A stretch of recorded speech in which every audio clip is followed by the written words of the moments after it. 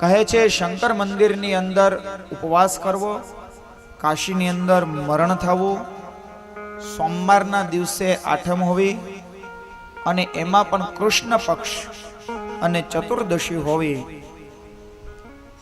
આ બધા વ્રત ભગવાન શંકરને ખૂબ પ્રિય છે. મહા મહિનાની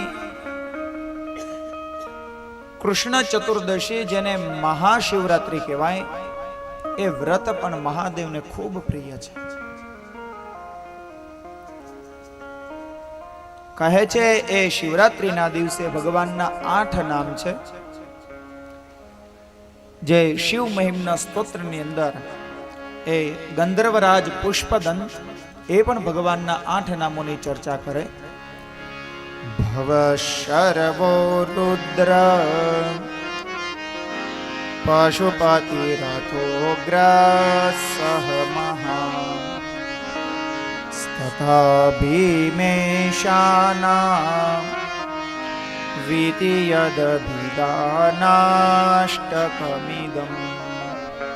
કહે આ 8 જે નામ છે, ભવઃ, શર્વ, રુદ્ર, પશુપતિ, રથોગ્ર, સહ મહા, ભીમ અને ઈશાન, આ 8 નામોની જે પૂજા કરે એ ભક્ત મને અત્યંત પ્રિય છે. કહે છે હે મહારાજ, શિવરાત્રીના દિવસે આખો દિવસ એ ભગવાનની પૂજા કરવી, આખી રાત્રિના સમયે પણ શંકર ભગવાનની 4 પ્રહરની પૂજા કરવી જોઈએ.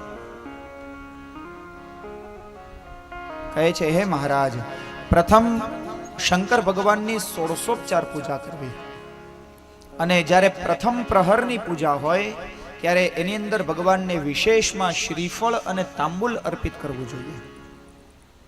જ્યારે બીજા પ્રહરની પૂજા કરો ત્યારે પ્રથમ પ્રહરમાં જેટલા મંત્ર કર્યા હોય એના ડબલ મંત્ર જપ કરવા જોઈએ, અને એમના વિશેષ ઉપચારની અંદર થઈ ભગવાનને બીજોરું, લીંબુ અને ખીર આ બીજા પ્રહરમાં ધરવા જોઈએ ભગવાનને વિશેષ અર્ઘ્યમાં. ત્રીજા પ્રહરની પૂજા કરો, એની અંદર પણ બીજા પ્રહરમાં જેટલા જપ કરેલા હોય એનાથી ડબલ જપ કરવા, અને એ જ પ્રમાણે વિધિસર 16 પૂજા કરવી, અને વિશેષમાં પૂડા અથવા માલપુઆ, વિવિધ પ્રકારના શાક અને વિશેષ કરીને ભગવાનને દાડમ અર્પિત કરવા જોઈએ.